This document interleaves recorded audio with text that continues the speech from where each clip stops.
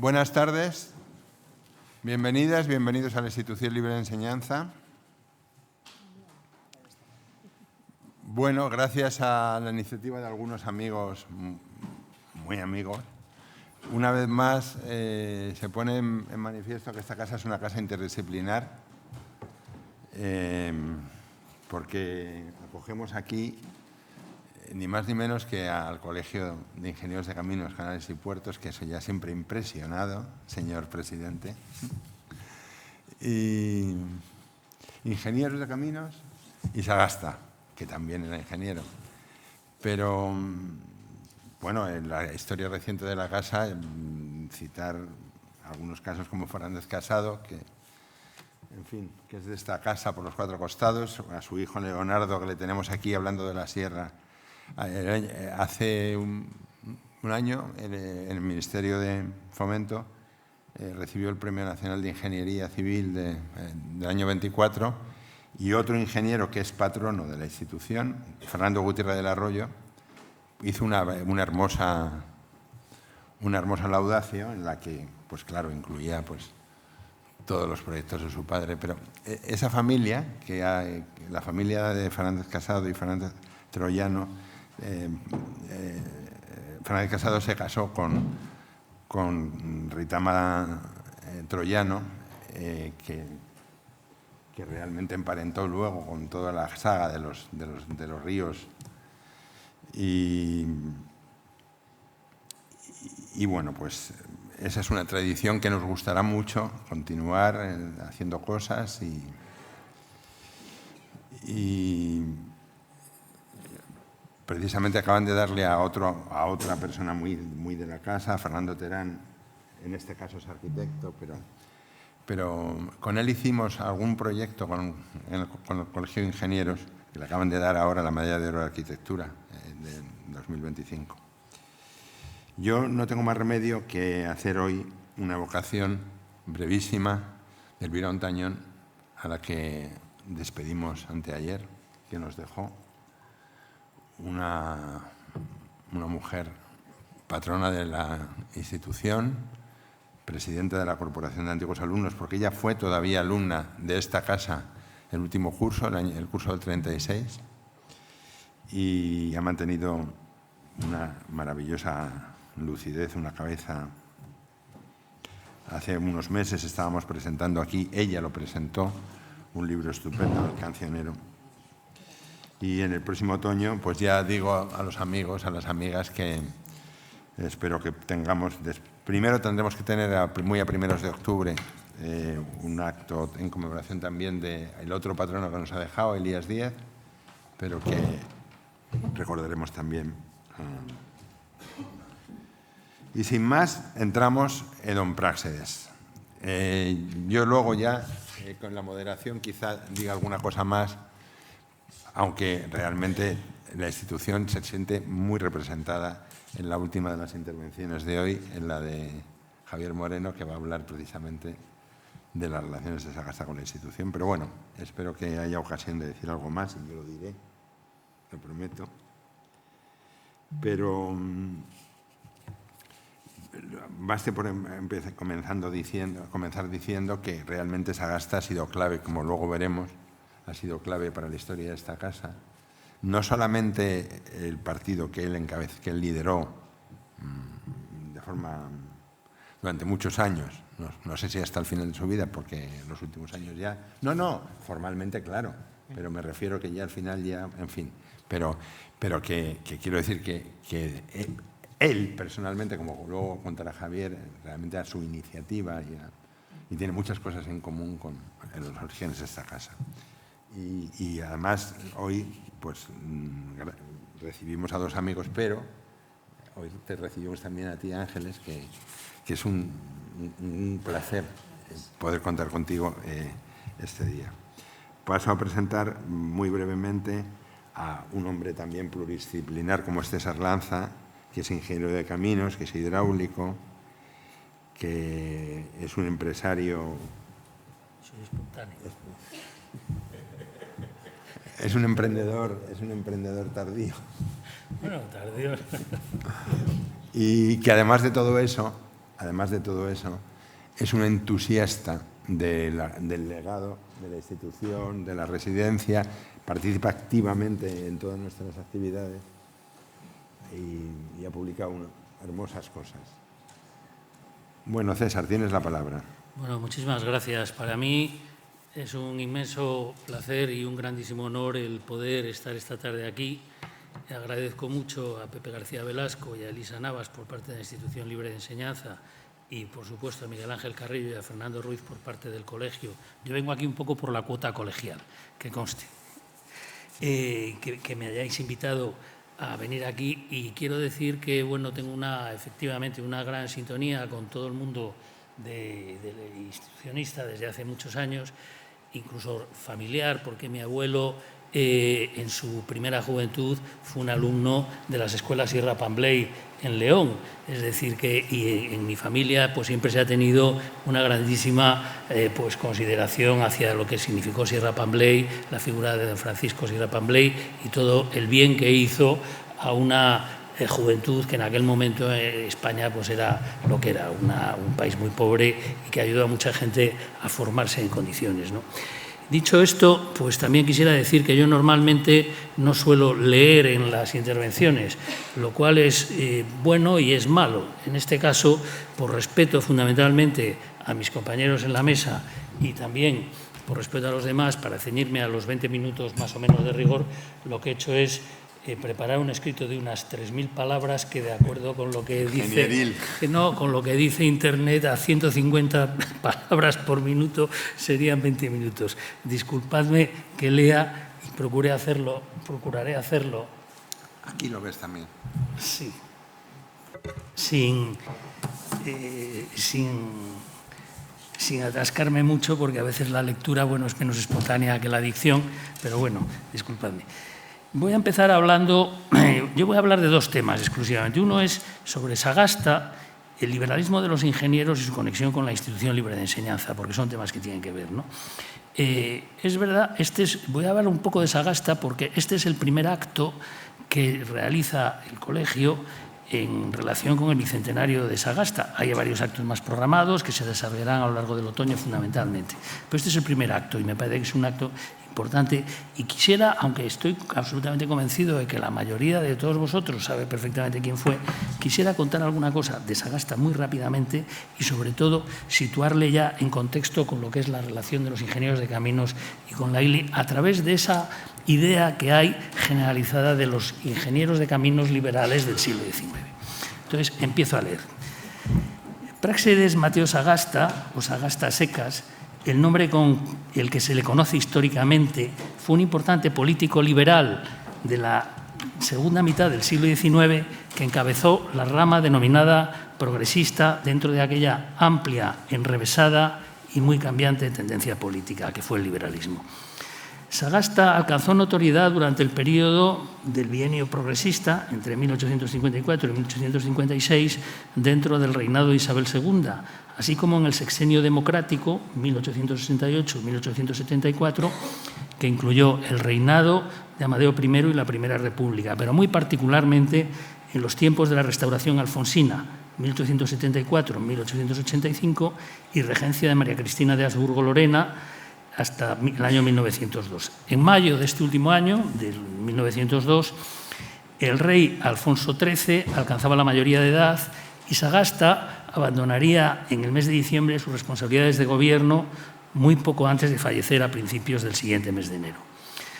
Antes de dedicarse en cuerpo y alma a la política, que fue su profesión, Sagasta fue, por formación y práctica profesional de juventud, un ingeniero de caminos, canales y puertos, egresado en el año 1849 de la Escuela de ese ramo, la primera de ingeniería civil, es decir, no militar, fundada en España en 1802 por Agustín de Betancourt, ilustrado polímata y cosmopolita, uno de los contadísimos sabios españoles de aquel tiempo.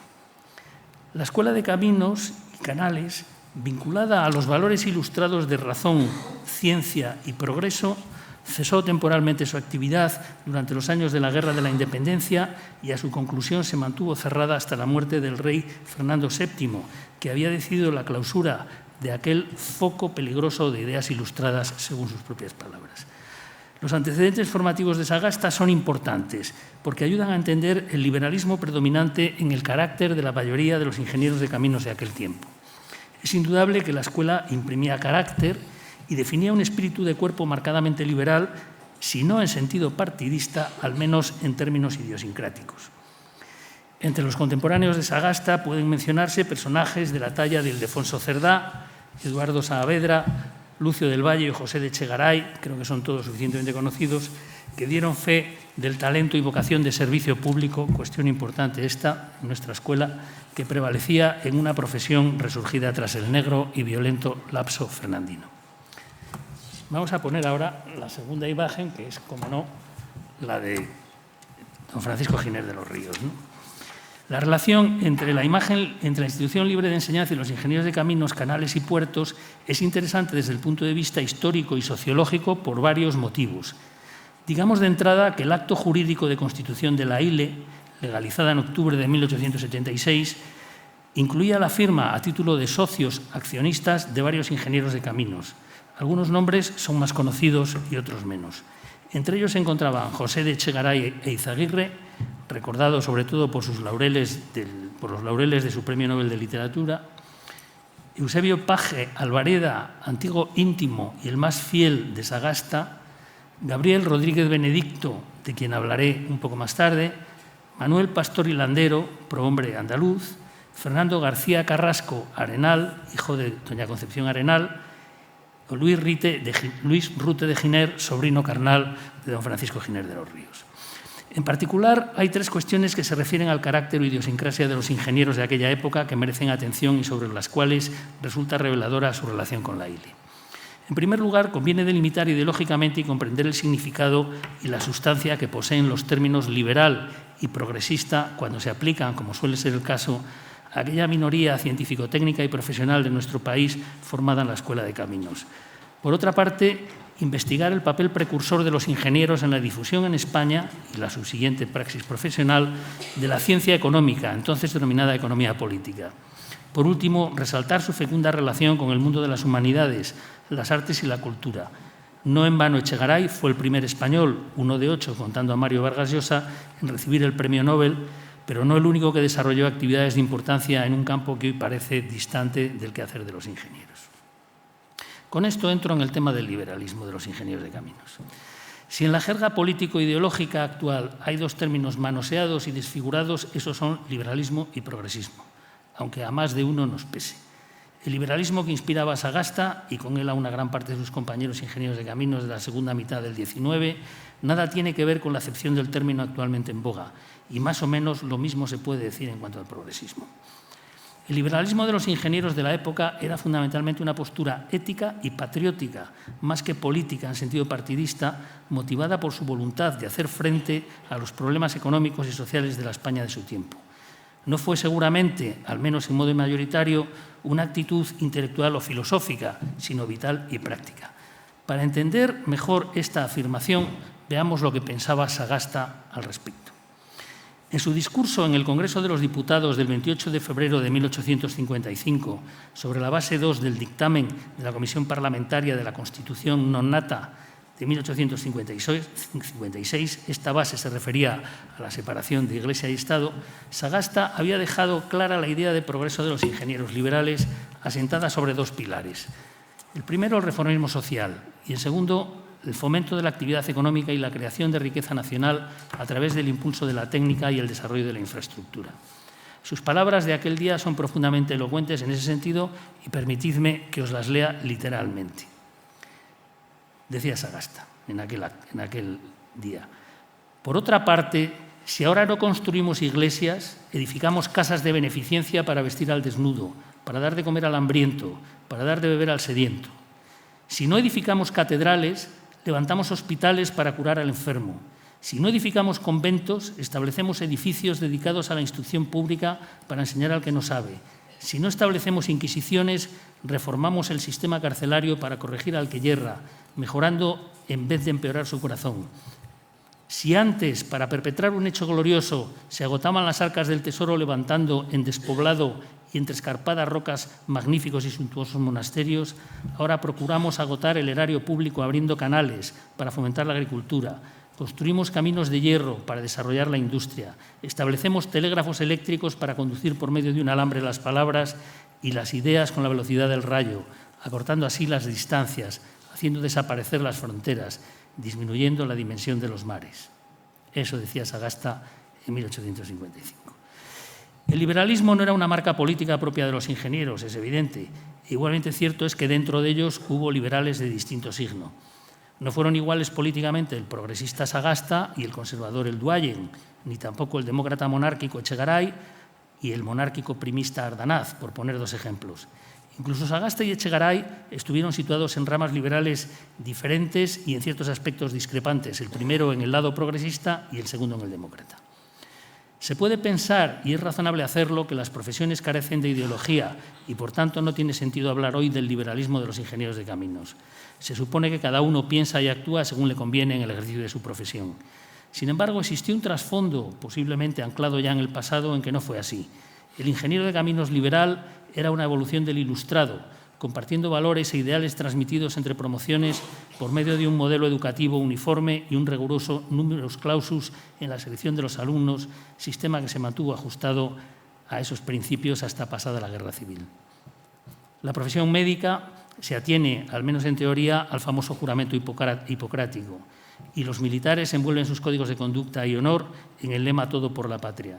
¿Podremos seguir creyendo que dentro de algunos de los ingenieros del presente pervive con mayor o menor intensidad una especie de aliento liberal, como sucedía en tiempos de Sagasta?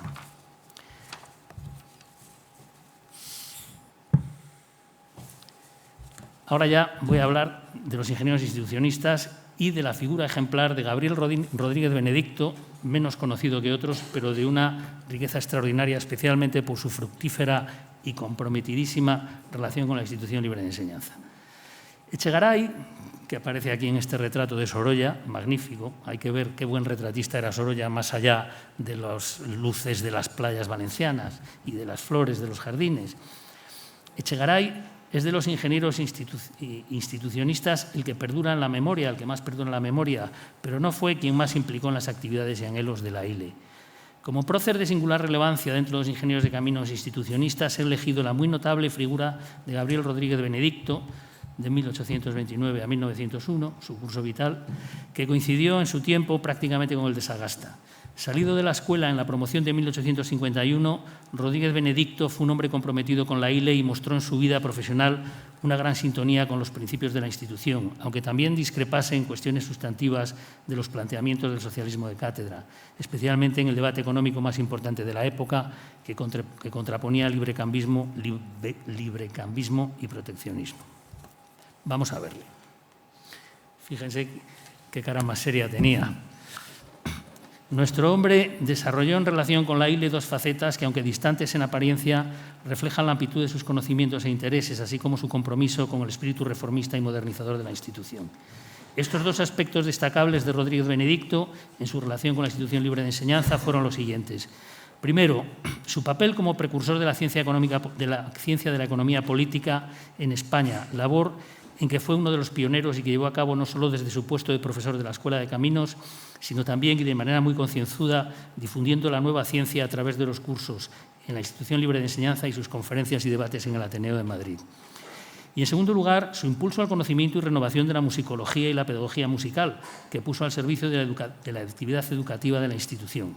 Aparte de lo anterior, es preciso mencionar su activismo en pro de la abolición de la esclavitud en las posesiones de Puerto Rico y Cuba, afán que compartió con otro ilustre institucionista y abolicionista, Rafael María de Labra. Mi segunda vinculación con este mundo viene por el hecho de que mi padre nació en la calle Rafael María de Labra, de León. O sea, que ahí estamos. Rodríguez Benedicto nació en Valencia en 1829.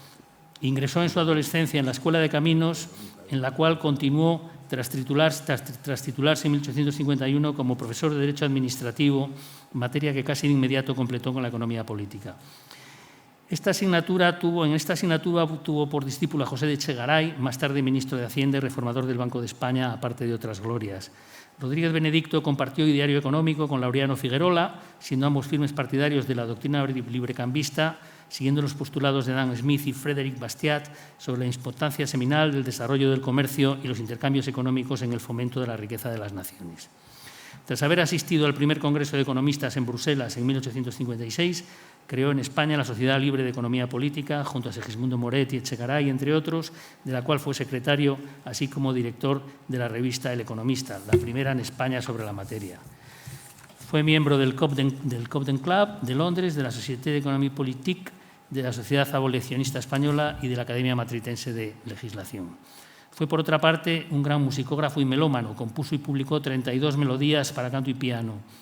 Sus composiciones, publicadas bajo seudónimo en Alemania y sin nombre en España, recibieron excelentes críticas. Breton le comparó con Schubert y Granados le llamó el Schumann español. Pretendió sentar las bases de una nueva estética musical, proponiendo una novedosa educación musical desde la Institución Libre de Enseñanza como alternativa al convencional Conservatorio de Madrid. Para fomentar el estudio de la música, organizó las famosas veladas literario-musicales de la Institución Libre de Enseñanza, que inauguró junto a José Incenga en 1877. Igualmente mantuvo veladas semanales en su propia casa e impartió conferencias sobre temas musicales en el Ateneo, en la Universidad Central y en el Centro de Instrucción Comercial de Madrid.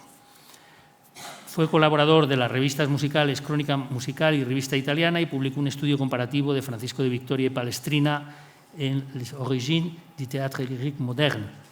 Wagnerista acérrimo, defensor de las teorías de Felipe Pedrell, el compositor catalán que siguió sus indicaciones para impartir el primer curso sobre historia y estética de la música en el Conservatorio de Madrid. Sobre el Gabriel Rodríguez músico, remito a quienes estén interesados a los excelentes estudios publicados por Leticia Sánchez de Andrés, especialista en la materia y profesora del Departamento Interfacultativo de Música de la Universidad Autónoma de Madrid. Muchos de estos artículos pueden consultarse libremente a través de la Fundación Dialnet. Explicaré a continuación, de manera muy resumida, el papel que nuestro prohombre institucionista desempeñó en los inicios de la ciencia de economía política en España. El primer economista teórico y también práctico dentro de los ingenieros españoles fue nadie menos que Juan López de Peñalver, 1763-1834, compañero de fatigas de Agustín de Betancourt en el Real Gabinete de Máquinas y excelente matemático. Según el malogrado profesor Ernest Lluch, que estudió con interés al personaje desde la perspectiva de la historia económica, Peñalver abordó con rara inteligencia y buen soporte teórico algunos aspectos fundamentales de la economía política aplicada, adelantándose varias épocas a los estudios en la materia. Peñalver tuvo un claro precursor en la persona de en la persona de Gabriel Rodríguez Benedicto, políticamente cercano al liberalismo demócrata, aunque no partidista, economista clásico y librecambista apasionado, algunos de cuyos logros y méritos más sobresalientes se resumirán seguidamente.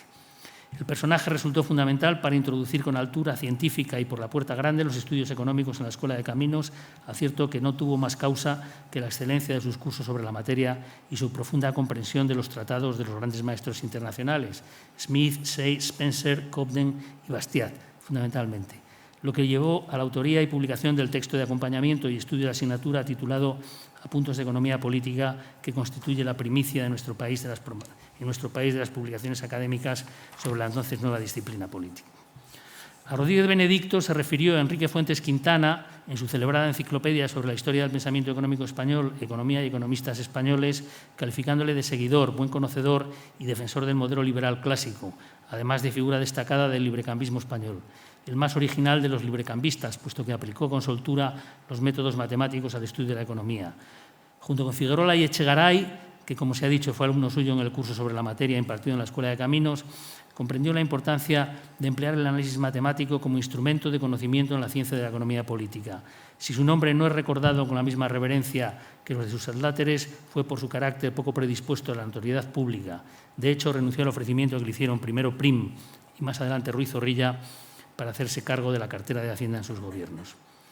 En su condición de teórico de la economía se sintió empujado a promover un fluido intercambio de ideas y contrastes de pareceres entre colegas suyos de la denominada Escuela Economista Española, entre otros Colmeiro, Pastor, San Román y Carballo, con los krausistas de la Institución Libre de Enseñanza, propiciando de esta manera la creación de una élite intelectual progresista preocupada por la modernización económica del país, de la que igualmente participaron los antecitados Echegaray y Moret. Uno de los temas que se abordaron en los encuentros entre economistas y krausistas fue el papel económico de la mujer, una cuestión realmente avanzada en aquel momento para nuestro país, donde se asociaban mujer y domesticidad a modo de uña y carne.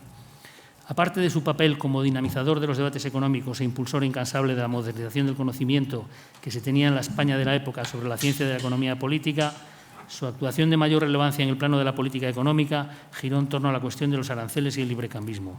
Gabriel Rodríguez defendió con su brillante y acerada inteligencia la libertad económica de comercio e industria en cuantos foros intervino, y no solo dentro de España, pues participó representando a los economistas españoles en diversos congresos y reuniones internacionales de expertos en la cuestión arancelaria.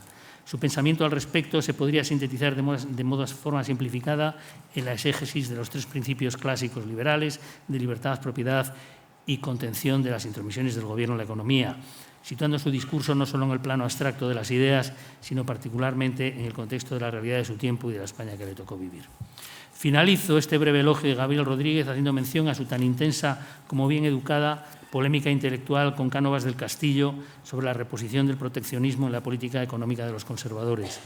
En 1890, Cánovas publicó un folleto titulado «De cómo he venido yo a ser doctrinalmente proteccionista», que indicaba claramente un cambio de rumbo en la incipiente apertura de la economía española al exterior que propiciaron Figuerola y Rodríguez Benedicto al comienzo del sexenio democrático y con la cual asintió Sagasta. En 1891, siendo presidente del Consejo de Ministros, el político conservador logró la aprobación de un nuevo arancel abiertamente proteccionista que se vería reforzado por nuevas medidas en la misma línea en los años 1908 y 1922. El argumentario proteccionista desplegado en el escrito de Cánovas fue una suerte de respuesta a una conferencia que había pronunciado anteriormente Rodríguez Benedicto en el Ateneo de Madrid en mayo de 1988 con el título «La reacción proteccionista en España», mostrando su oposición a lo que empezaba a temerse que sucedería y sucedió en breve en materia de política arancelaria y comercio exterior. La historia ha demostrado que el planteamiento de Cánovas del Castillo estaba trufado de falacias de composición y metafísica nacionalista regionalista. Fue combatido intelectualmente con dureza por parte de Gabriel Rodríguez, cuya argumentación librecambista se apoyaba con rigor impecable en la teoría contrastada empíricamente de la División Internacional del Trabajo y la especialización técnica, basadas en el principio de los costes relativos, enunciada por David Ricardo, y la teoría de los rendimientos de escala de Adam Smith. La construcción del discurso proteccionista de Cánovas tuvo su fundamento en las aportaciones de un economista alemán, Friedrich List, con quien le había puesto en contacto su amigo el canciller alemán Bismarck, otro ardiente nacionalista proteccionista. Las consecuencias del nacionalismo económico a ultranza en que incurrieron en aquella época algunos de los principales países europeos, especialmente Alemania y Francia, añadido a otras circunstancias y complicaciones, tuvo como consecuencia la Gran Guerra que devastó buena parte del continente. Tenía razón el ingeniero economista Gabriel Rodríguez Benedicto cuando defendía la importancia de la economía política como ciencia moral al servicio del buen gobierno y progreso de la sociedad. Por lo que se ve, la política económica, que no es lo mismo, puede ser, en casos como el resultado, algo más peligroso que una simple permutación de dos palabras dentro de aquel noble término. Muchas gracias.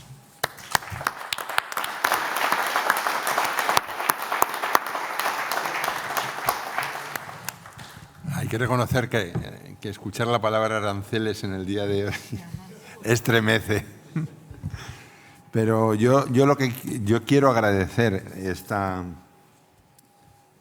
evocación de Benedicto, porque realmente, vamos, de Rodríguez, porque nosotros más bien le llamamos Gabriel Rodríguez, es como más, porque realmente para la historia de esta casa es fundamental.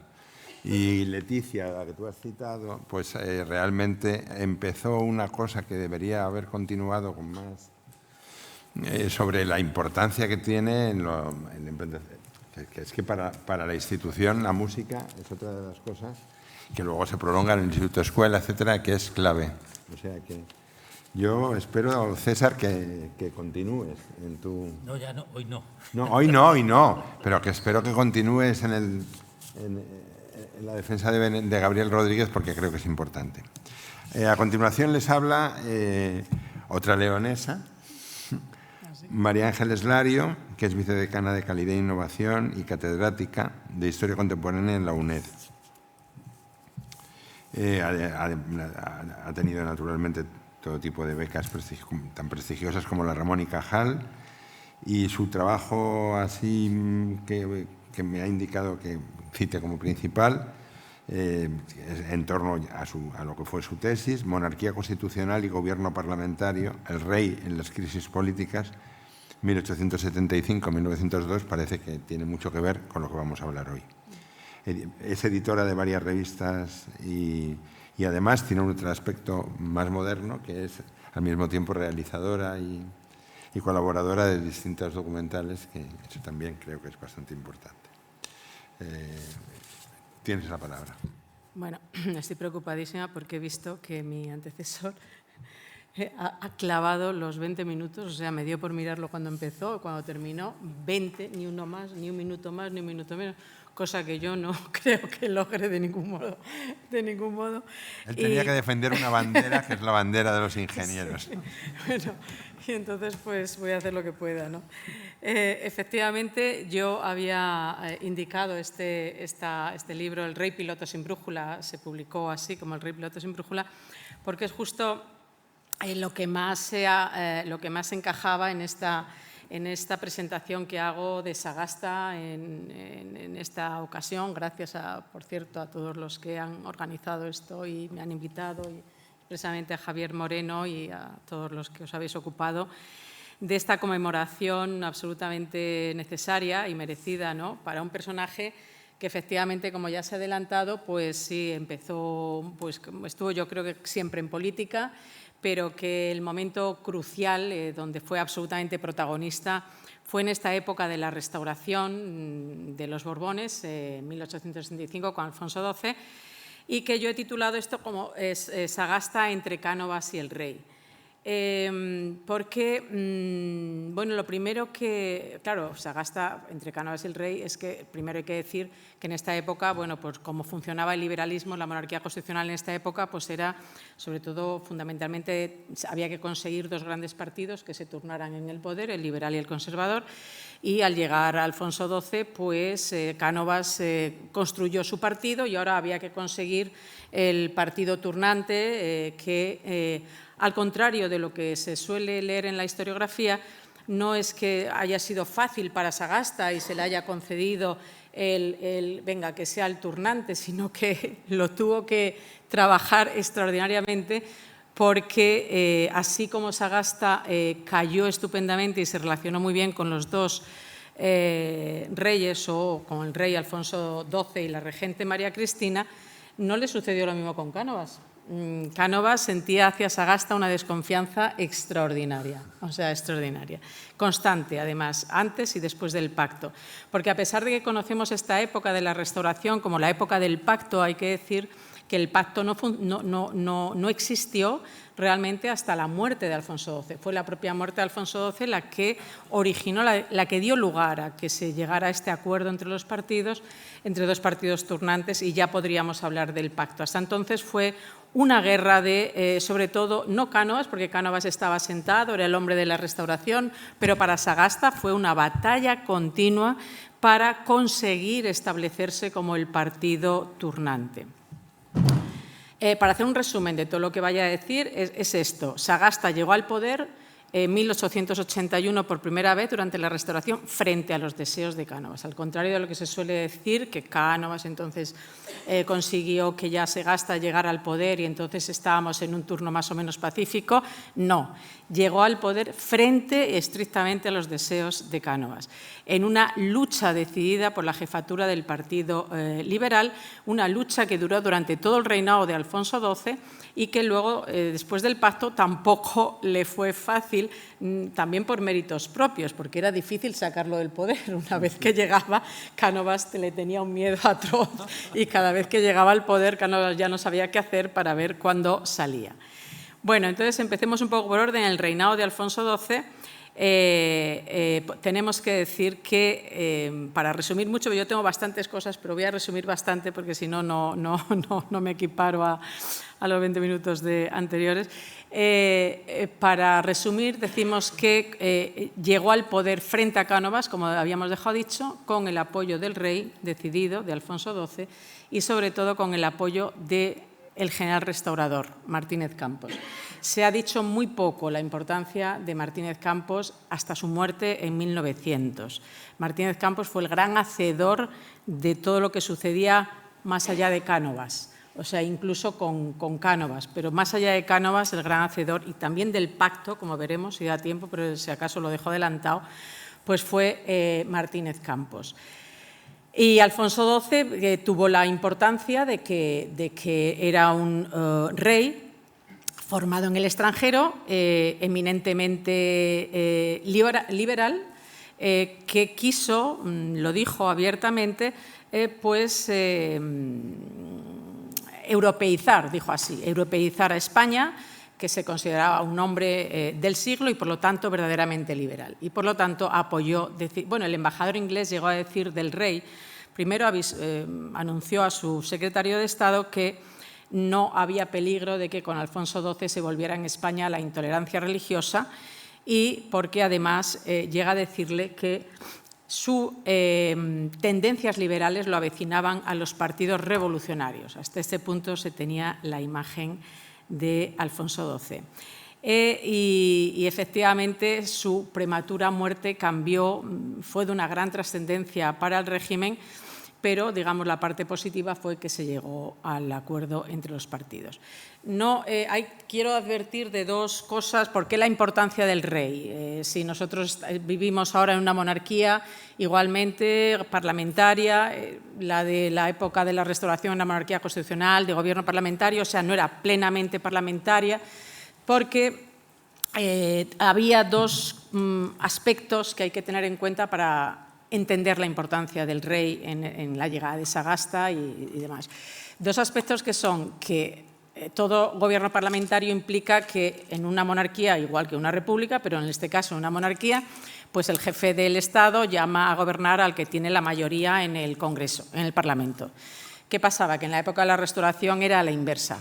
Se cambiaba el gobierno y luego ya se producían las elecciones. Por lo tanto, la decisión del rey era importante, pero como era tan importante, tenía que estar bien limitada. Entonces, había dos aspectos que eran importantes y tenían que estar bien limitados. Uno, el nombramiento del jefe del gobierno y que, claro, como no tenía las Cortes, como no se hacían elecciones antes sino después, pues ¿cómo lo hacía? ¿Cómo resolvía? Pues tenía que pasar necesariamente consultas, igual que en el sistema inglés, con otros métodos, y las consultas tenían que ser tanto al jefe de gobierno que iba a salir, si es que se decidía que saliera, como al jefe del partido que iba a entrar, si es que se decidía que entrara, además de los representantes de los presidentes de las cámaras, ¿no? Tanto del Congreso como del Senado, y no solo los actuales, sino, como en la tradición inglesa, a los viejos líderes de los partidos que usualmente habían pasado también por las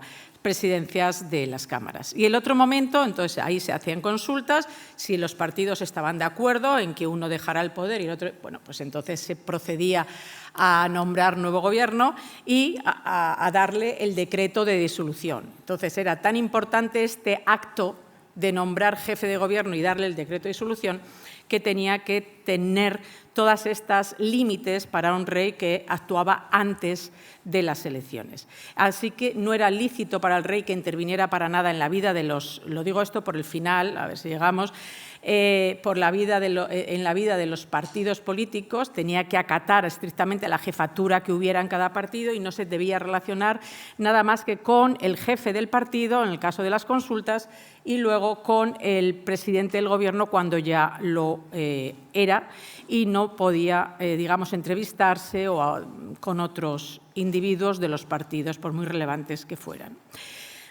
Bueno, pues Alfonso XII apoyó decididamente a Cánovas incondicionalmente, tanto en su lucha por la libertad religiosa frente a los moderados, como por el civilismo frente a los movimientos militares y tal, pero igualmente ayudó a Sagasta a llegar al poder decididamente. Sentía evidentes simpatías por Sagasta, esto aparece en los documentos, lo reconoció el propio nuncio. Y el primer encuentro que tuvo Sagasta con Alfonso XII fue en la comida que se hizo en Palacio para el Partido Constitucional en 1875, y de ahí salió ambos con buena impresión, pero fue Sagasta el que más extendió el criterio acerca de la prontitud, esto es una cita literal, prontitud de ingenio, encanto de palabra, condiciones atractivas del joven monarca, Bueno, esta impresión que tuvo Sagasta no se desdice en nada de todas las impresiones que he podido recoger a lo largo de mis investigaciones sobre la época, pues sobre todo de todos los embajadores o del propio Bismarck, ¿no? De tal modo que el embajador inglés llegó a decir que no había a su lado, o sea, pues se hablaba de su inteligencia, de la inteligencia extraordinaria de Alfonso XII, aparte de su simpatía personal, sus características atractivas, ¿no? Y decía el embajador inglés que no había a su lado nadie con quien pudiera compartir sus juicios y menos ser guiado por él. Bueno, ahí voy a decir una cita. Digo, la hija de Madrazo, la hija de Madrazo escribe a su padre cuando le relata la recepción de Alfonso XII en Madrid y le dice: las señoras no podíamos darle vivas porque todas llorábamos al verle. A todos gusta y todas las señoras dicen que es monísimo. O sea, era una atracción generalizada, pero también de los que siguen su formación en Austria, en el colegio. En Austria ya se hacen voces de su personalidad atractiva e inteligente. Pero mientras Sagasta tenía el apoyo del rey, encontró en Cánovas, como adelante, el freno, y Cánovas se dedicó a buscar frente a Sagasta el idóneo durante prácticamente toda su vida. El idóneo que centró su vista, la fijó en Martos, de tal manera que Martos llegó a creer verdaderamente que podía llegar a quitar a Sagasta y llegar a ser el turnante. Y eso a pesar de que Cánovas había comenzado la andadura de la restauración con el compromiso adquirido con el gobierno Sagasta, que era el que había, de respetar lo esencial de la legislación revolucionaria. Por eso se hacen las primeras elecciones con sufragio universal, a cambio de que Sagasta aceptara llegar a la restauración y frenar a los moderados, ¿no? Pero es que justamente eso es lo que le pasó a Cánovas, que vio cómo Sagasta iba construyendo un partido fuerte, cohesionado, pero se demoraba, no llegaba a aceptar incondicionalmente el régimen, ¿no? Sobre todo en esta primera etapa de Cánovas, no sé si en que se llamó la dictadura canovista, porque bueno, pues había mucho control, en fin. Y entonces Sagasta se justificó diciendo que no podía aparecer como conspirando por la restauración, como si hubiera sido cómplice, ¿no?, para llegarlo. Al contrario, se dedicaron Sagasta y el Partido Constitucional, que era el que lideraba, a acusar a Cánovas de secuestrar la regia prerrogativa, incluso hablaba de dictadura ministerial. Seguramente Sagasta se sintió desde siempre apoyado por Alfonso XII y le dio impulsos para seguir, digamos, criticando a Cánovas. De modo que Cánovas pronto temió al rey y a Sagasta, a los dos advirtió de lo que se podía y lo que no se podía hacer. Sagasta, por su parte, también es verdad que en esta época, cosa que no haría después del pacto, se dedicó a pedir elecciones libres, elecciones sinceras, a criticar la falsedad del sistema y pedir y esperaba del rey que actuara en ese sentido. Se esperaba la actuación del rey, decía Sagasta, o la revolución como único camino, ¿no?, denunciando que el cetro de España está en el manubrio electoral, que era lo que se leía por entonces. Se llegó a liar con los republicanos, llegó a amenazar de retraimiento, etcétera, ¿no? Entonces Cánovas lo que hizo fue darle a Sagasta en el punto más débil, que era apoyar las disidencias dentro de su partido. Como antes adelanté,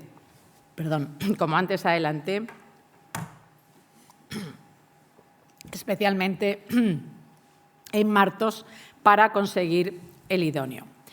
Bueno, ¿por qué digo, esto sí creo que lo tengo que explicar un poco más, por qué digo que Sagasta llegó al poder frente a Cánovas, claramente frente a Cánovas? O sea, yo me dediqué a analizar los cambios de gobierno durante toda esta época y analizar cómo llegó Sagasta al poder deja meridianamente claro lo que acabo de decir, que eso fue así. La verdad que lo consiguió, como he adelantado, el apoyo de Martínez Campos y de Alfonso XII, pero ¿por qué lo apoya Martínez Campos? Martínez Campos lo apoyó, desde luego, tras el enfrentamiento que tuvo con Cánovas por las reformas cubanas. Cuando Martínez Campos firmó la paz de Zanjón en Cuba, lo hizo a cambio de unas reformas que prometió y que se empeñó en cumplir, y Cánovas pues, no estaba dispuesto a hacerlo. Y en una jugada típica canovista también le dijo, bueno, pues como Martínez Campos tenía poder y se relacionaba directamente con el rey y de alguna manera había que mostrarle lo que se podía y lo que no se podía hacer, le hizo, digamos, la trampa de traerlo para que fuera él jefe de gobierno y llevar a cabo las reformas con la mayoría canovista, con la mayoría que él tenía formada en el Congreso. ¿Qué pasó? Pues que eso llevó a la salida de Martínez Campos totalmente desairado y desilusionado con Cánovas, y se pasó con todos los generales de la Restauración al partido de Sagasta. Ahí es donde Sagasta tuvo ya la fuerza suficiente, aparte de que en ese año, 1879, también había conseguido una coalición con el Partido Posibilista de Castelar y con el Partido Progresista de Martos, precisamente, y con lo cual estaba perfectamente ya preparado para llegar al poder. Y desde 1880, Alfonso XII estaba intentando, se sentía, como decían los liberales, prisionero de Cánovas y del propio gobierno, pero estaba intentando ya la llegada de los liberales. Así que mostró un apoyo decidido a la fusión, que ya era el partido fusionista, como se llamó después de todos esos acuerdos con los demás partidos, y llegó al poder en 1881. Entonces, Cánovas hizo algo que no se hace, que nunca se hace y que estaba establecido como no apropiado para para estas costumbres políticas y este modo de relacionarse en una monarquía constitucional, que era dejar al descubierto al rey. Presentó la crisis como un desacuerdo del rey y su gobierno. De hecho, no se pasaron consultas y no tardaron ni 3 horas entre salir los ministros de Cánovas y llegar Sagasta. No solamente eso, sino que se dedicó a denunciar, Cánovas salió desairado y se dedicó a denunciar por todas las vías esta actuación del rey y dijo directamente en el Parlamento que el Gobierno tuvo que encargarse de hacer constitucional una crisis que surgía por el deseo del rey de organizar de otro modo el Ejecutivo para que fuera notoriamente constitucional la crisis. Pero es que privadamente, en cartas privadas, achacó directamente esta crisis al deseo de Martínez Campos y dice literalmente que el citado general deseaba hacer un cambio de política en sentido más liberal, él lo ha aconsejado y a él se le ha atendido. Ya no digo nada lo que decía Romero Robledo, que organizaba unos escándalos tremendos en el Parlamento y se producían unos escándalos porque hablaba con mucha saña de esta crisis y, en fin, más o menos dijo que ya habían buscado la postura de caer porque ya sabían por dónde iba. Espina Capo nos cuenta en sus notas que cuando el rey le encargó el poder a Sagasta, lo hizo con estas palabras: «Hoy es el día más feliz de mi vida, pues puedo conferir el gobierno al Partido Liberal». Nos podemos imaginar ya con lo dicho que con todos estos antecedentes la acción de Cánovas a partir de aquí fue promover la disidencia con mayor énfasis todavía. Así que, a pesar de esa... Y eso fue una batalla campal realmente entre Cánovas y Sagasta, y lo que pasa es que Sagasta siempre fue considerado un personaje muy hábil en política. Así lo reconocen los informes diplomáticos y demás, y a pesar de todo consiguió logró controlar la jefatura del Partido Liberal de una manera o de otras, pues unas veces ofreciendo prebendas y puestas ministeriales, otras veces apoyando teóricamente un gobierno al que luego atacaba ferozmente si no era con su jefatura, etcétera.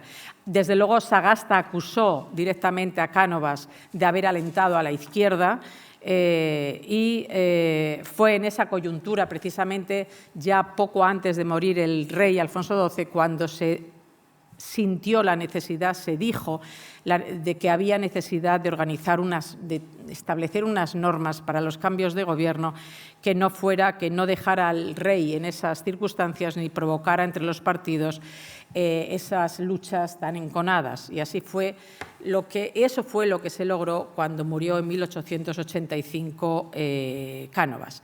Es verdad, hay que decir que a partir de este pacto Sagasta nunca más volvió a pedir la autenticidad de las elecciones ni volvió a hablar de estos problemas del sistema, eso es así. Y que incluso pues, bueno, intentó bandearse entre el acuerdo con los demócratas que había hecho y las reformas necesarias y el acuerdo con los centralistas y con Cánovas para no llevarlas a cabo. Y entonces ahí surgió la acusación constante a Sagasta se decía entonces que el oriental era muy común, era un término muy común, igual que lo de la crisis a la oriental posteriormente, se le decía que tenía pasividad oriental, es decir, que no hacía nada, que tenía el arte de dejar pasar sin que se produjera ni una cosa ni la otra, y por eso le acusaron también de inactividad en el gobierno. Hay que decir que para el pacto, como ya adelanté y solamente lo dejo mencionado porque creo todo esto lo tengo absolutamente recogido en el Rey Piloto sin brújula, pues fue el general Martínez Campos el que le dijo, el que movió todas las fichas para que Cánovas y Sagasta se entrevistaran y así De hecho, lo que le dijo, lo que le aconsejó a Cánovas, Martínez Campos, es que se llamase al partido donde estaba el general Martínez Campos.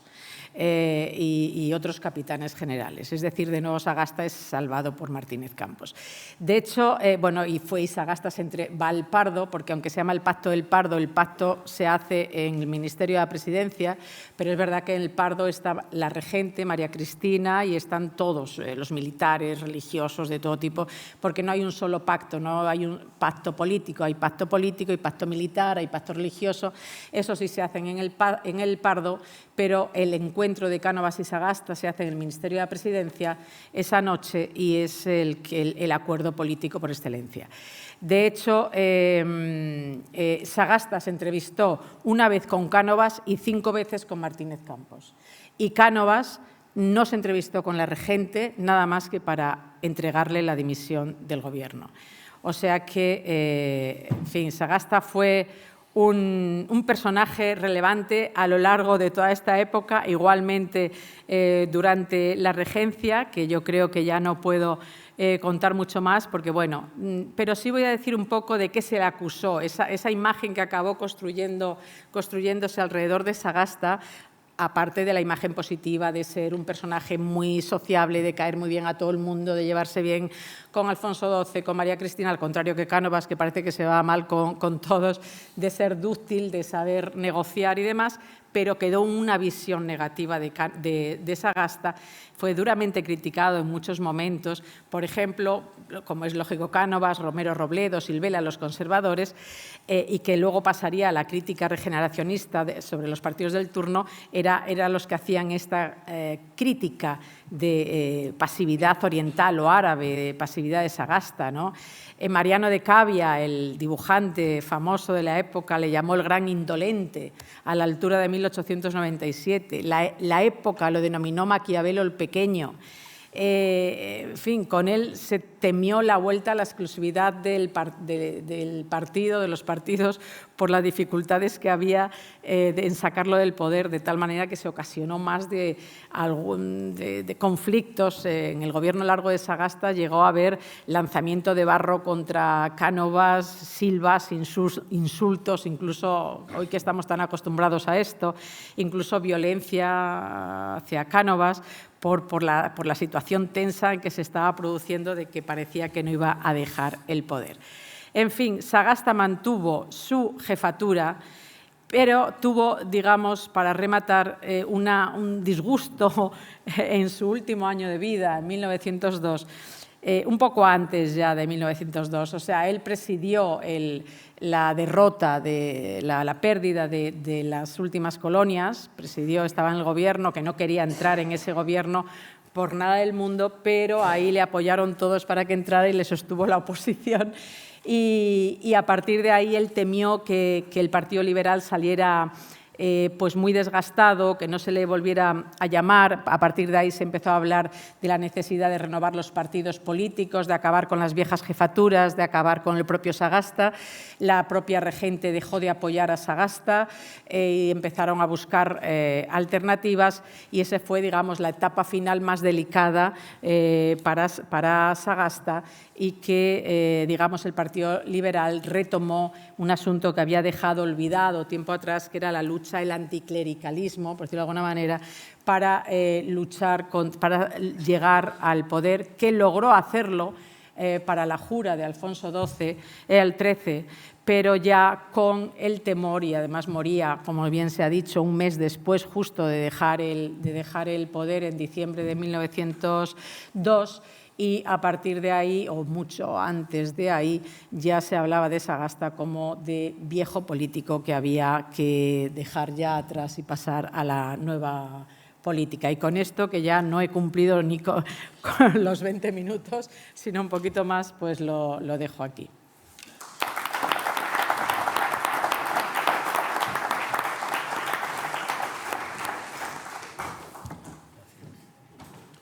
Bueno, después de esta estupenda nueva visión, Javier Moreno Luzón, que es catedrático de Historia del Pensamiento, esa vieja cátedra es muy larga de título, es catedrático de Historia del Pensamiento y de los Movimientos Sociales y Políticos en la Universidad Complutense, ha sido visitante en Harvard, en Notre Dame, en la Sorbona, en la London School of Economics, en fin, Tokio, California. Estuvo dirigiendo durante una temporada el Servicio de Estudios, la Subdirección General del Centro de Estudios Políticos, en una de las épocas más brillantes del centro, dirigido por José Álvarez Junco, que es uno de sus mentores, con Santos Juliá, que precisamente el seminario que se celebra en esta casa y en la Fundación Ortega de historiadores han querido llamarle Santos Juliá, y que él dirige.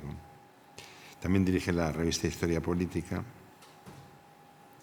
y es un autor muy prolífico, pero desde luego tengo que decir que su último libro es una obra de una persona que parece bastante mayor de lo que en realidad es a su tierna edad, pero es una biografía muy, muy peculiar de Alfonso XIII, el rey patriota Alfonso XIII y la nación, publicada en Galaxia Gutenberg. Tiene la palabra. Bueno, tengo que decir que Javier Moreno Luzón nos ha acompañado desde hace muchos años en este proyecto, y hemos hecho muchas cosas juntos. Hay una obra de referencia en 3 volúmenes que es una puesta al día de los estudios sobre la institución, y Javier, junto con otros colegas, pero en realidad él dirigió el tomo primero. Fue una obra que cayó sobre mis espaldas y les hice, dada mi habitual premiosidad, les hice pasar canutas, pero ahí está. Es una obra que yo creo que sigue teniendo bastante interés y sigue siendo una obra de referencia.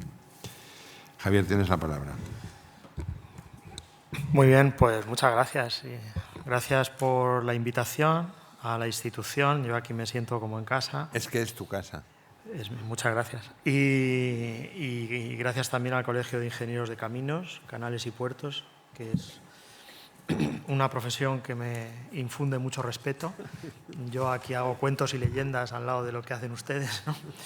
Bueno, yo voy a hablar brevemente de la colaboración entre las gentes de la Institución Libre de Enseñanza, en sentido amplio, y el Partido Liberal, encabezado por Práxedes Mateo Sagasta durante la época de la Restauración, como ha explicado Ángeles Lario, hasta la misma víspera de su fallecimiento, es decir, entre 1881, y ya ha explicado Ángeles Lario la importancia de esa fecha, y 1902, al final del último gobierno de Sagasta, centrándome especialmente en la política educativa, que no en vano pues era la que más interesaba a los institucionistas.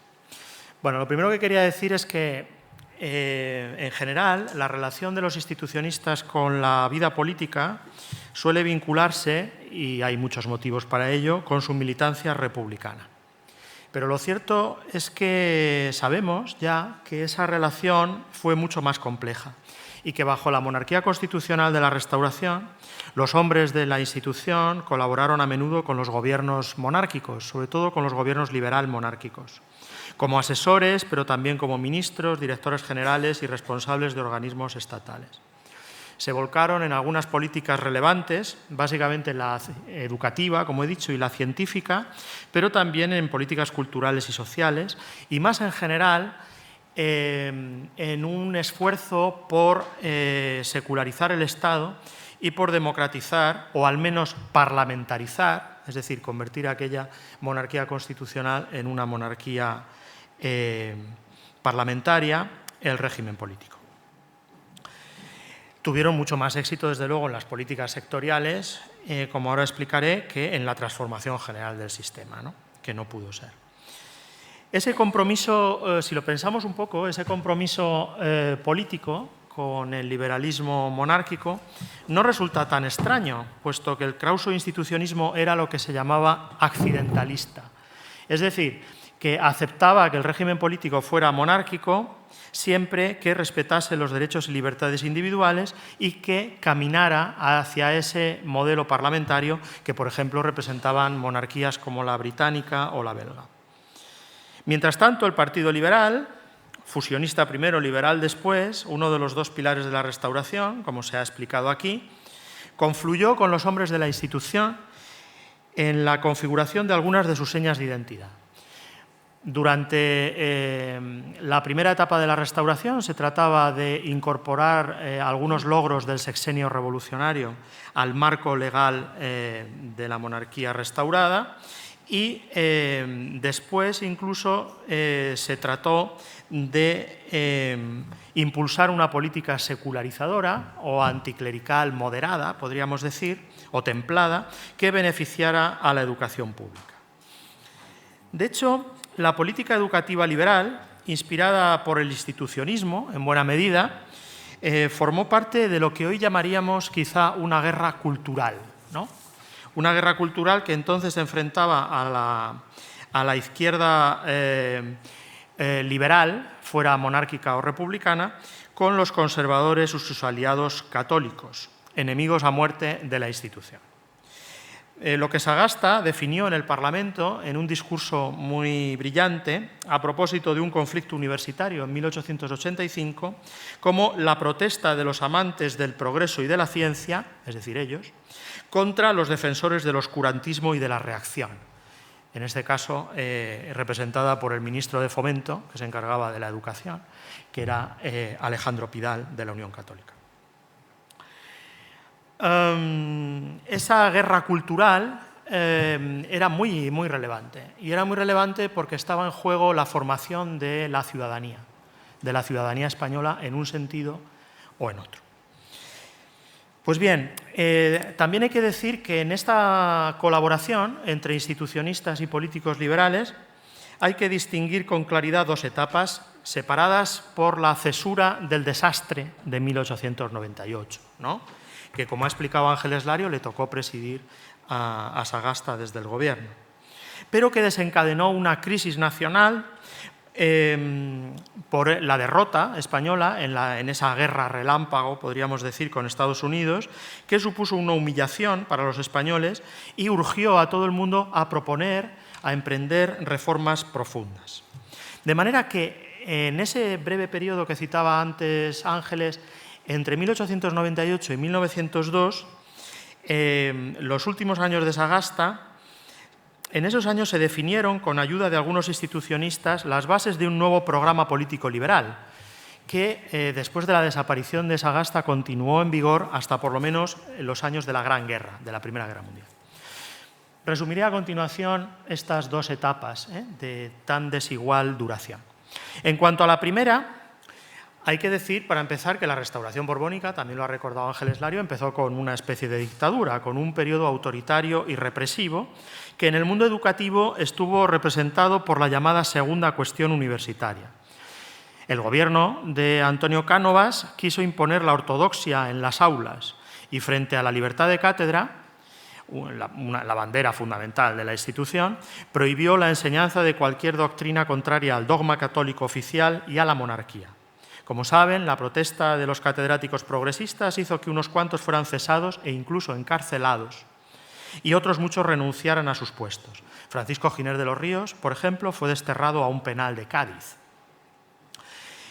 Entre estos catedráticos estuvieron los fundadores de la institución en 1876, un año más tarde después de esta cuestión universitaria, que se fundó como un centro universitario privado basado en los principios del liberalismo avanzado de raíz krausista, desde la libertad de conciencia hasta una independencia estricta respecto a cualquier poder político.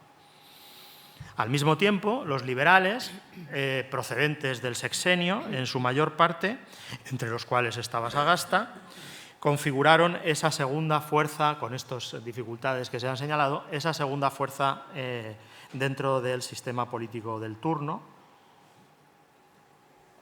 con la idea de aprovechar la Constitución de 1876, que les había costado aceptar, frente a la de 1869, la del sexenio, porque la Constitución del 76 era bastante flexible, era una Constitución breve y dejaba muchos asuntos sin resolver que se podían ir orientando a través de la legislación en sentido progresista. Como ya se ha dicho, como jefe de partido, Sagasta integró mucha gente dentro del liberalismo monárquico y entre ellos pues, hubo destacados institucionistas.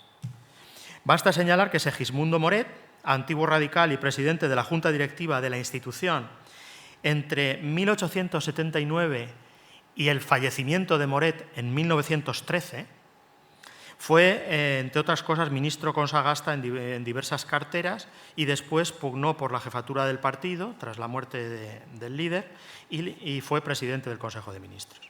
Pero junto a él figuraron otros fundadores de la institución, como Eugenio Montero Ríos, rector de la Junta Facultativa de la ILE entre 1876 y 1878 y luego rival de Moret dentro del Partido Liberal. Pero había muchos más simpatizantes de la ILE de menor rango entre, por ejemplo, los ministros de Fomento, que, como antes he dicho, tenían bajo su autoridad la política educativa de los gobiernos de Sagasta. Por ejemplo, Germán Gamazo, Carlos Navarro, Alejandro Groizar, etc. La verdad es que ese proyecto universitario inicial de la institución duró muy poco, pues pasó a segundo plano cuando los profesores castigados fueron readmitidos en la universidad en sus cátedras por el primer gobierno presidido por Sagasta, este de 1881. Desde entonces la institución se convirtió en un colegio de primera y segunda enseñanza, pero sobre todo en un laboratorio de ideas. Creo que o titulasteis alguna de las exposiciones así, ¿no? Como un laboratorio de ideas se llamaron a sí mismos. Gacetables o no gacetables, ¿no? Se decía, para transformar el país. Bueno, por otro lado, dentro de la escuela krausista, y esto hay que decirlo también, había distintas opiniones y distintas estrategias. No todo el mundo pensaba que había que hacer lo mismo en la vida pública. Por ejemplo, Nicolás Salmerón, que había sido presidente de la Primera República, se enfrentó directamente a la Restauración, partió al exilio, conspiró contra ella, mientras que Giner, Francisco Giner de los Ríos, prefería centrarse en la institución y avanzar poco a poco en los cambios que propugnaba, de acuerdo con los medios disponibles y creando, si se podía, organismos autónomos e independientes, esto de la independencia lo llevaba muy a gala, respecto a los vaivenes partidistas. Es decir, practicando un método que hoy diríamos de prueba y error, ¿no? Si esto funciona, adelante, si no funciona, probamos otra cosa, vamos a hacer aquello que sea posible con las gentes de las que disponemos y con los recursos que tenemos, ¿no? Que sería el método característico de los institucionistas hasta bien entrado el siglo XX. Frente al talante de Salmerón se impuso el talante de Giner y eso explica también su colaboración con los gobiernos liberales para llevar a cabo esas reformas que creía imprescindibles para España.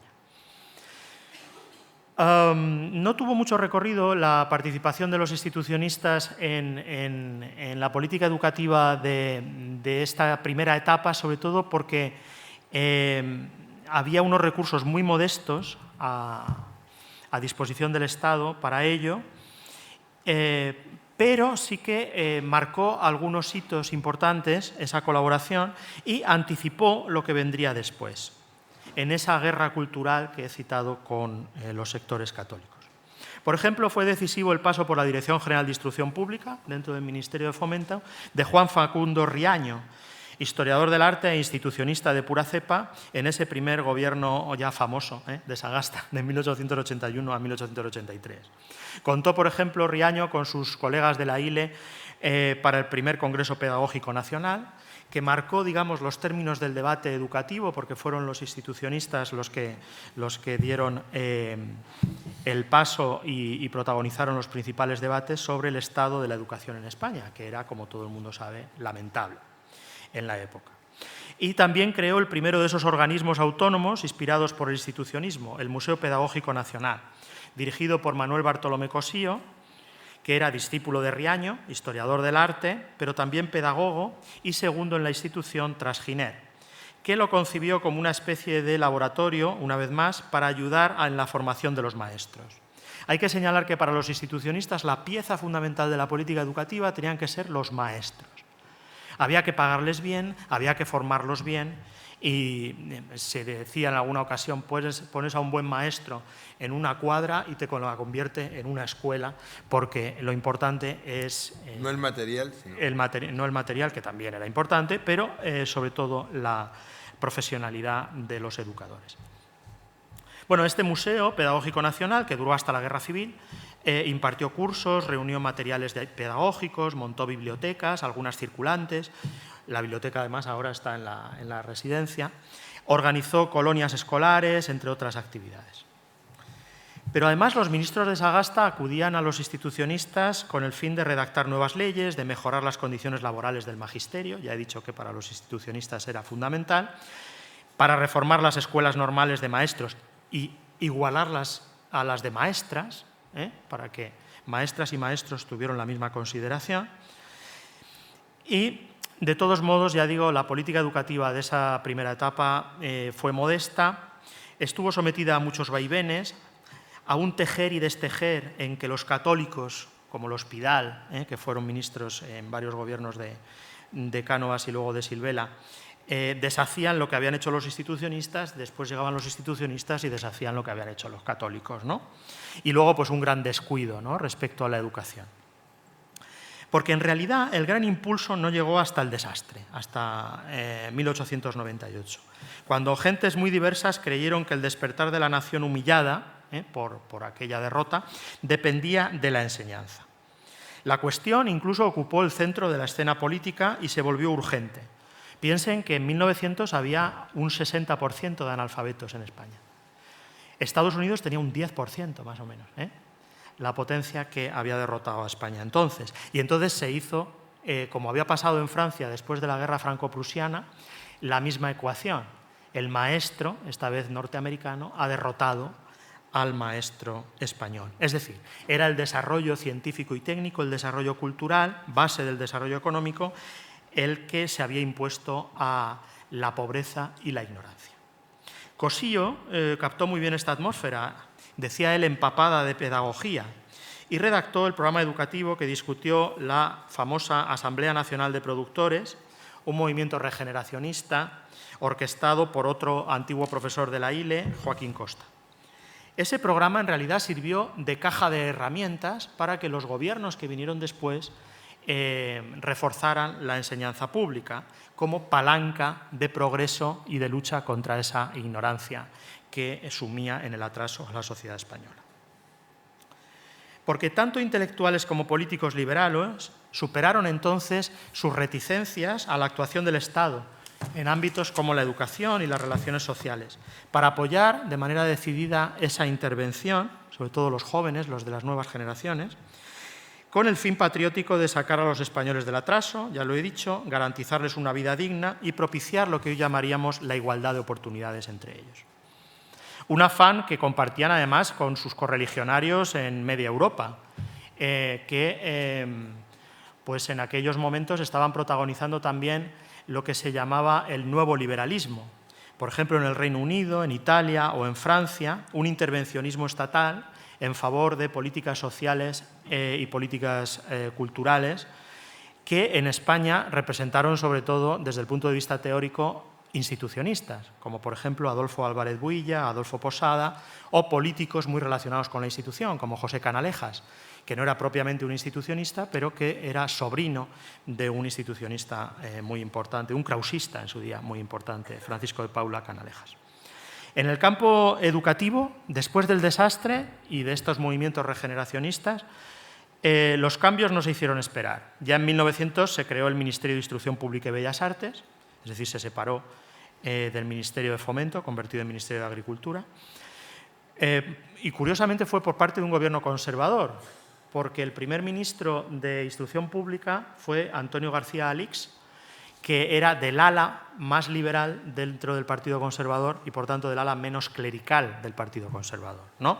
Y que se sirvió también del asesoramiento de los institucionistas. Pero fueron los liberales quienes hicieron del refuerzo de la enseñanza estatal uno de los ejes de su programa, dando cauce a soluciones que antes no habían conseguido llevar a cabo. Ya se había acabado la tarea de incorporar, como antes he dicho, a la restauración algunos logros del sexenio, desde la libertad asociativa hasta el sufragio universal masculino. Ahora tocaba quitarse el estigma del desastre y la decisión de los liberales, con Sagasta a la cabeza, que estaba mayor, pero que seguía siendo el líder indiscutido, se volcó en una política más intervencionista en lo social y de fortalecimiento del Estado frente a la Iglesia, esa política anticlerical que antes se ha señalado.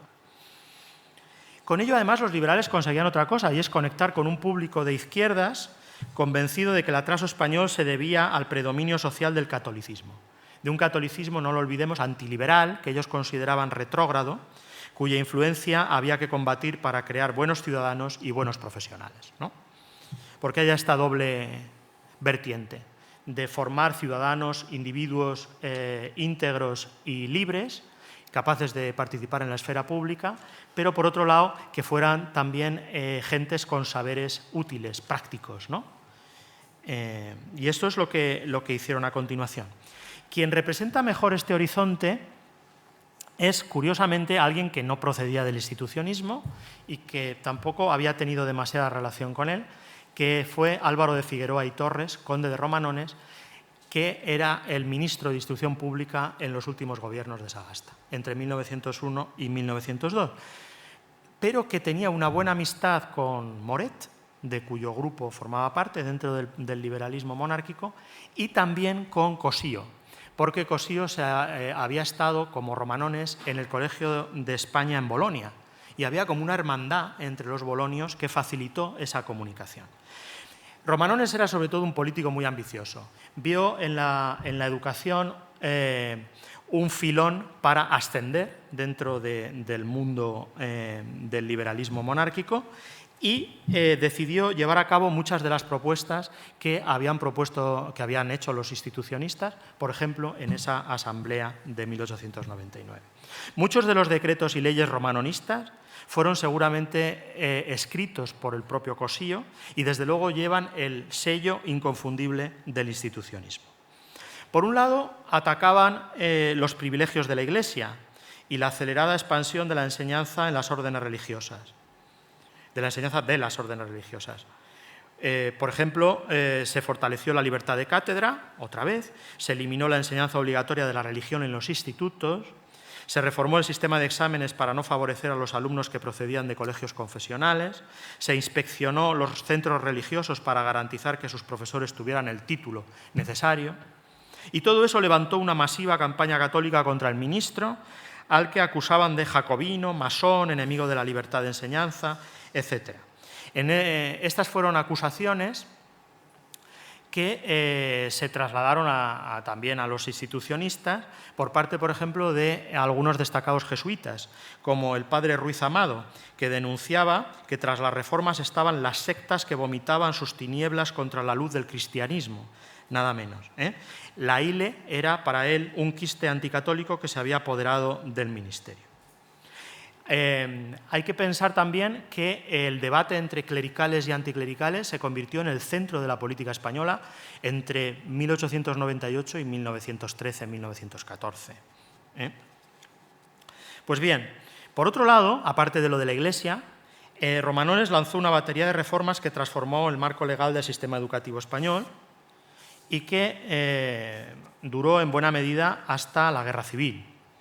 Las más relevantes se referían a la primera enseñanza, donde sobre todo me voy a referir a dos de ellas. Una es el paso del grueso de los salarios de los maestros al presupuesto del Estado, un empeño en el que venció frente al Ministerio de Hacienda gracias al apoyo decidido de Sagasta, porque hasta entonces los maestros dependían de los ayuntamientos, sometidos a atrasos e irregularidades caciquiles, ¿no?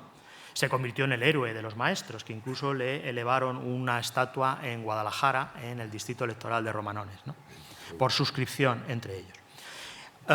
Esa medida ya la había defendido Cossío en su programa educativo y completaba la de la previa centralización de los institutos de enseñanza media y de las escuelas normales que habían dependido de las diputaciones provinciales y ya en 1887, durante el llamado Parlamento Largo de Sagasta, se habían incorporado al presupuesto del Estado.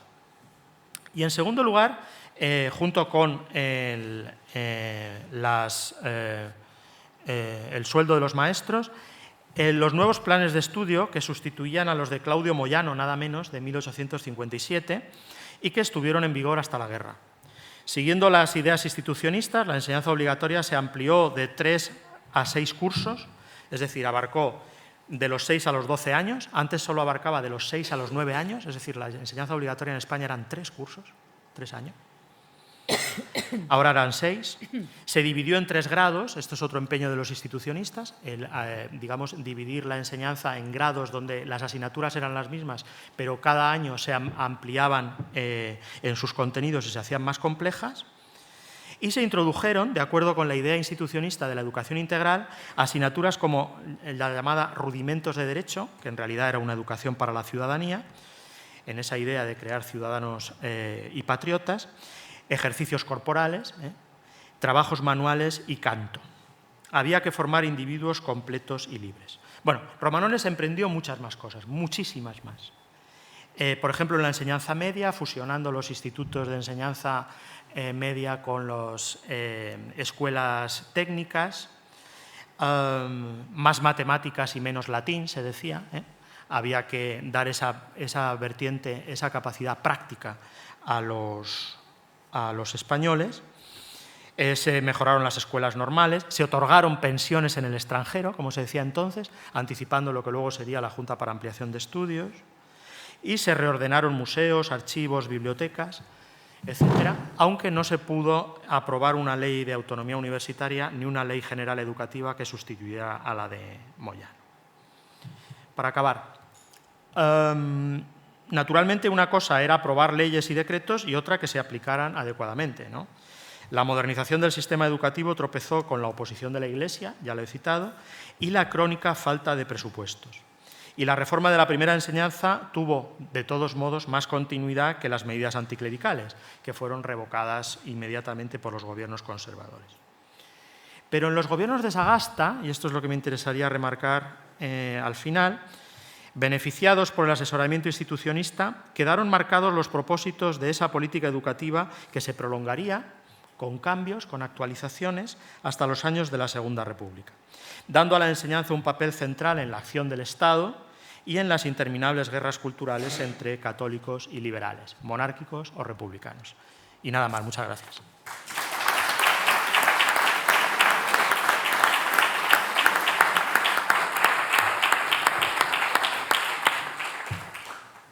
Yo abriría ahora un pequeño debate entre la mesa y luego, pues, también alguna pregunta antes de que cierre el director de la Comisión de Cultura del colegio. Si queréis decir algo, yo os preguntaría a los historiadores por una cuestión que es clave, claro, que es verdad que se va progresando en las reformas educativas, pero lo que no se hace aquí, y tú has citado antes a la Tercera República, sin citar la francesa, y que es un modelo para la institución en lo que es la práctica educativa.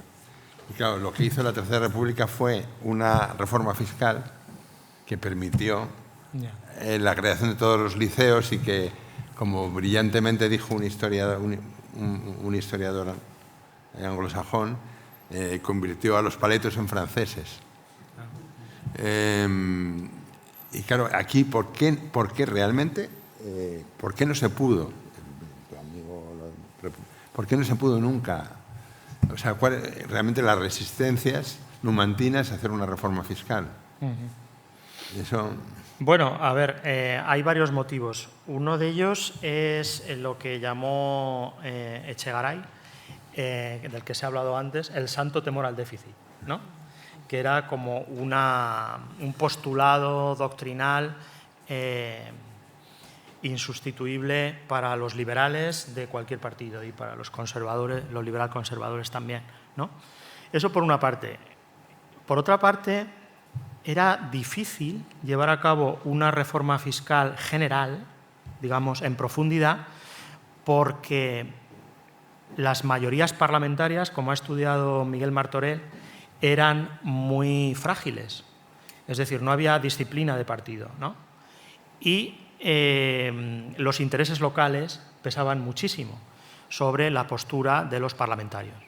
De manera que si se proponía determinada fiscalidad que afectaba a la industria o los sectores económicos más importantes de un determinado distrito, los diputados de esa zona, fueran liberales, conservadores o lo que fueran, se iban a oponer y podían bloquear la tramitación de esas reformas, porque otra particularidad del parlamentarismo de la época es que el bloqueo de cualquier iniciativa legislativa era posible por parte de grupos muy pequeños de diputados, ¿no? Que ejercían una especie de filibusterismo, ¿no? Sí que se intentó, a veces, hay reformas fiscales, digamos, de baja intensidad, que se acaban aprobando, algunas importantes, pero quizá el momento más relevante fue durante la Primera Guerra Mundial, cuando los beneficios extraordinarios que estaban teniendo las empresas españolas por la posición neutral que España adoptó durante la guerra y las exportaciones masivas de un valor que se multiplicó entonces, pues hacían posible, digamos, disponer de esos recursos, ¿no? Fue Santiago Alba, otro liberal de una época posterior, también muy relacionado con la institución y que llevó a cabo algunas de las reformas que proponían los institucionistas en colaboración con José Castillejo, fundamentalmente, quien quiso llevar adelante esa ambiciosa reforma que, por ejemplo, pues habría creado algo parecido a un impuesto sobre la renta, ¿no? En la España de entonces. Pero fue imposible porque, sobre todo, los catalanistas en aquellos momentos encabezaron uno de esos filibusterismos, uno de esos bloqueos parlamentarios que hizo fracasar a Alba, ¿no? Y esta sería la explicación a grandes rasgos, ¿no? De por qué no se hizo efectivamente eso. Porque en el programa de Alba estaba la construcción de miles de escuelas y la contratación de miles de maestros, ¿no? Hubiera cambiado muchas cosas. Claro, sí, pero no, lamentablemente siempre los recursos eran escasos, ¿no? Por este problema. Solamente añadir, sí, de acuerdo con lo que dice, efectivamente, la dificultad de la política de los gobiernos, como un poco presenté, que normalmente eran acuerdos entre jefes relevantes, porque era un mundo caciquil en el que estos partidos de notables estaban compuestos de muchas personalidades, por decirlo alguna vez, que tenían su poder local fuerte, ¿no? Y que no se podía prescindir de ellos. Y nuevamente, en muchos casos, eran contrapuestos los intereses de unos con los de otros. Por eso la imagen de Sagasta de no hacer, precisamente para no desmontar el gobierno. Un poco va por ahí la dificultad, igual que con las reformas cubanas, ¿no? Que por qué trae a Martínez, por qué no se podían llevar a cabo pues, la reforma. Pero había muchos intereses contrapuestos dentro del partido, en este caso Romero Robledo, que se oponía radicalmente a Martínez Campos y igualmente pues, no se pudieron llevar a cabo.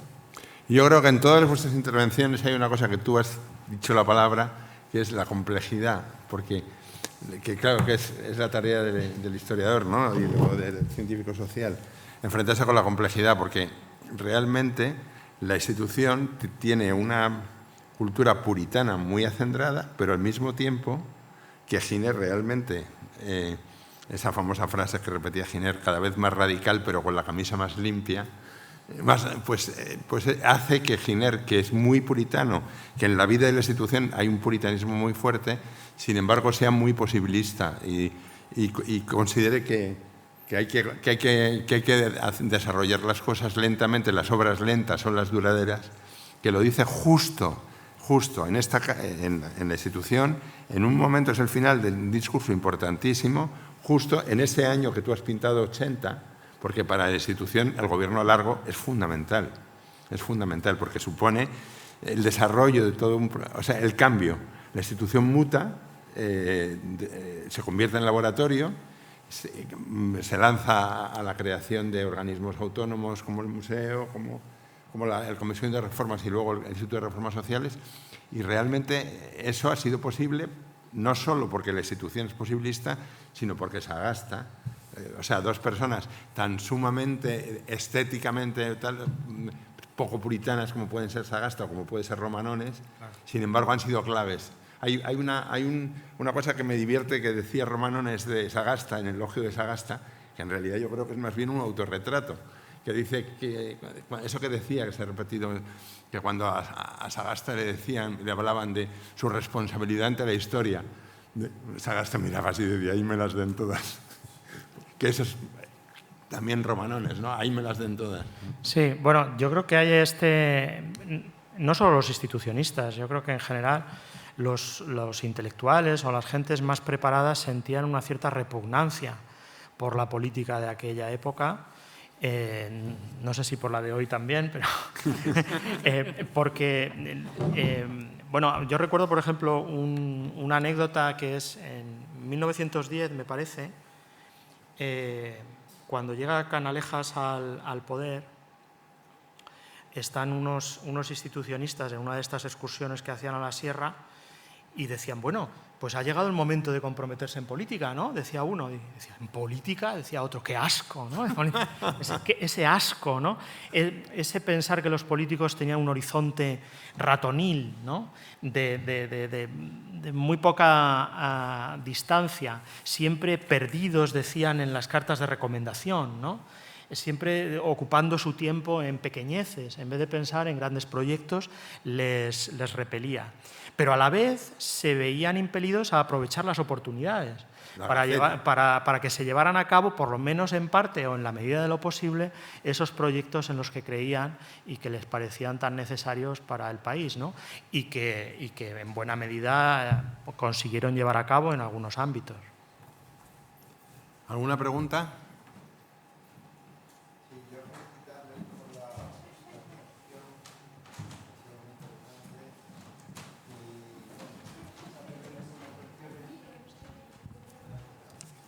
Sí, algunas cuestiones, como es el tema que ya se ha citado, pues el pacto con la Iglesia, que ha sido lo que ha creado una gran deriva en el sistema educativo, una ruptura. En lugar de apuntar por una escuela interclasista, donde la solidaridad, el equilibrio sea lo fundamental, la integración social de los miembros, pues ha apostado por un modelo centros A, centros B, y eso pues ha sido una perdición porque todos los años está habiendo pues supresiones, creaciones, tendencias evitativas que se mezclan con obligatoriedades y en definitiva pues un gran desajuste. Eso unido al tema también de la falta de construcción de centros. Los liberales no han construido centros. Les soltaron los centros y las responsabilidades a los ayuntamientos. Los ayuntamientos no hicieron prácticamente nada, muy poquito. El maestro vivía del subsidio, prácticamente. Y cuando se crea el Ministerio de Educación y empieza a haber salarios, pues ya empieza a dignificarse antes. Pero apenas se hacen centros, muy pocos. si han visto el catálogo Madrid Ciudad Educadora, que se hizo en el Museo de la Ciudad, ahí en Tribunal, pues ahí se da cuenta de las construcciones que se hicieron. Algunos centros francamente bonitos, una minoría, pero la gran falta de centros educativos ha hecho que hasta el año 80 no haya habido escolaridad plena. La escolaridad plena hasta 1980 no se consigue, y se consigue parcialmente también, pues porque la formación profesional ha sido la pariente pobre. Y todos los años pues se han producido listas y listas de chavales esperando pues obtener plaza en la formación profesional, que es una de las grandes ausentes de los liberales también. La Escuela de Caminos, perfecto, su concadenación con la Ilustración, etcétera, etcétera, Bettencourt, etcétera, etcétera, pues bueno, sí, pero son enseñanzas superiores. Quiero decir, hay que alfabetizar, hay que enseñar a los chicos, y eso en este país es una deuda pendiente. Perdón. El gobierno actual prácticamente está minando los institutos con los nuevos centros CEIPSO que se están creando, que son medio CEIPSO. Los centros de primaria no reúnen las condiciones porque faltan espacios, laboratorio de física, laboratorio de química, laboratorio de tecnología, plástica, música, gimnasio, etcétera. Todo eso falta. Y esos 52 CEIPSOs, pues es que se cargan la secundaria porque quieren seguir ampliándolo. ¿Y eso por qué? Porque no quieren construir centros de secundaria. Pues ahí tenemos, la falta de centros educativos ha sido una de las constantes. Me hubiera gustado que hubiera Antonio Cuesta, nos dio una charla bonita aquí a la plataforma de Tetuán sobre precisamente la evolución de la educación en Madrid. Y ahí se vio muy claramente pues cuáles eran los déficits, ¿no? Madrid ha estado salpicado de todas las innovaciones educativas. Claro, han sido minoritarias, no han sido mayoritarias. La pena es que no ha habido una voluntad política fuerte pues, de crear un sistema educativo férreo que vertebre la sociedad española. Y eso falta todavía, y eso está pendiente. Entonces, bueno, se intentó con la LOMSE, pero faltó la financiación. Al final se consiguió, nos movilizamos los estudiantes y conseguimos los acuerdos educativos. Con esos acuerdos educativos empezamos a andar, pero en el año 11 el PP metió un recorte de 7.000 profesores en Madrid. 7.000 profesores. Y bueno, pues eso nos ha llevado, os podéis imaginar, a cantidad de días de huelga y a cantidad de reivindicaciones en este sentido, ¿no? Entonces, bueno, que hagamos causa común, que la ILE tiene que estar en primera línea protestando y en las manifestaciones. La semana pasada pues tuvimos que hacer una manifestación. La ILE, si no en primera línea, por lo menos. Que la primera línea, la educación primaria, pues se ha quedado atrás, necesita atención, necesita centros de atención temprana, necesita orientadores, necesita más plazas escolares públicas en educación infantil, 0,3, 3,6, etcétera. Eso es una asignatura pendiente. Se están haciendo fórmulas muy chapuceras y eso conviene vigilarlo desde los poderes del Estado y desde los poderes de las comunidades autónomas. Hay que vigilarlo porque son las más tiernas edades y esos chicos tienen que crecer con dignidad y con unas enseñanzas apropiadas. Muchas gracias. Muchas gracias. Va a cerrar el acto Fernando Ruiz de Gopegui, que es vocal de la Junta de Gobierno del Colegio de Ingenieros de Caminos, Canales y Puertos y es presidente de la Comisión de Cultura. Muy bien, muchas gracias. Lo primero, agradecer a la Fundación, bueno, primero los tres ponentes, a la Fundación personificada en José y en Elisa, el haber hecho este acto, que yo creo que es el primero, no sé si es espíritu de Adam pero no sé si ha habido alguno anterior y yo creo que es fantástico. O sea, el tema de promover estas cosas colaborativas y que haya diversidad del público es fantástico. Y yo quiero empezar con una anécdota. Muy recientemente, el 9 de mayo, nosotros dimos unos premios. Es un acto que hacemos para dar visibilidad a la profesión. Elegimos un sitio fantástico como es el Teatro Real, y además de dar premios, que después de todo es muy aburrido, pues hacemos una serie de números, hay algo de música. Y lo que tuvimos concretamente es, tuvimos al presidente de La Rioja, a Gonzalo Capellán, un auténtico experto en esta figura, en Sagasta. Le subimos al estrado y ahí le hizo una entrevista un periodista conocido por nosotros. Vaya, entre los asistentes estaban el presidente del Senado, de un color, y el ministro de Obras Públicas de otro color bien diferente. Y en la entrevista, al final, le preguntó, presidente, usted, si Sagasta viviera en estos días, ¿usted de qué partido militaría? Era una pregunta trampa, desde luego, y la verdad es que fue fantástico cómo se salió. La respuesta, él dijo, bueno, Sagasta, si viviera hoy en día, no es que militara, es que lideraría un partido. Y lo único que tengo claro es que en ese partido es donde yo querría estar. Vaya, me pareció dijo Gonzalo. Vaya, me pareció una posición estupenda. Sagasta, como se ha dicho, fue un ingeniero de caminos y político, y desde luego alcanzó altísimas responsabilidades en el lejano siglo XIX. La presencia actual de los ingenieros de caminos en el Gobierno es nula. En estos momentos no tenemos ninguna. El último fue el ministro de Fomento, me parece que se llamaba entonces, Íñigo de la Serna, en la época de Mariano Rajoy. Y ya queda bastante atrás la época en donde tuvimos un presidente, otro presidente además de Sagasta. Sagasta fue 7 veces y el siguiente presidente fue Leopoldo Calvo Sotelo, que fue apenas un año. Recientemente un compañero notable, que es José Luis González Balbé, nos recordaba que en el equivalente a un Consejo de Ministros chino, ahí tienen 7 ministros ingenieros, o sea que la diferencia es importante.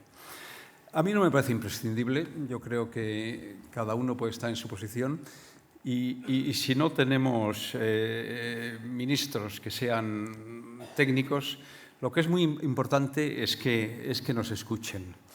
El caso más claro ha sucedido recientemente con la devastadora Dana en la Comunidad Valenciana. Son más de 200 víctimas y enormes costes materiales y sociales, y se podrían haber evitado o reducido en gran medida si se hubieran hecho las inversiones necesarias, inversiones que teníamos identificadas y proyectadas.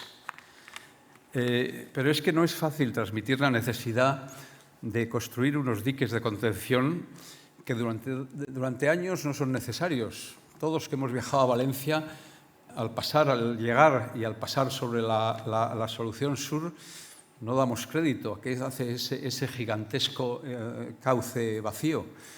Pues hace eso, proteger en el momento que es necesario. Y para entender esa necesidad hay que hablar de riesgos, de periodos de retorno y conceptos importantes que exigen pensar más allá de la inmediatez del momento. Yo quiero concluir diciendo que Sagasta es un referente que desde la política, como consta en muchos de sus muchísimos discursos, siempre tuvo presente que las obras públicas eran esenciales para la sociedad. Y ahora podemos clausurar el acto y continuar charlando en una copa que tenemos mucho gusto en invitarles. Muchas gracias.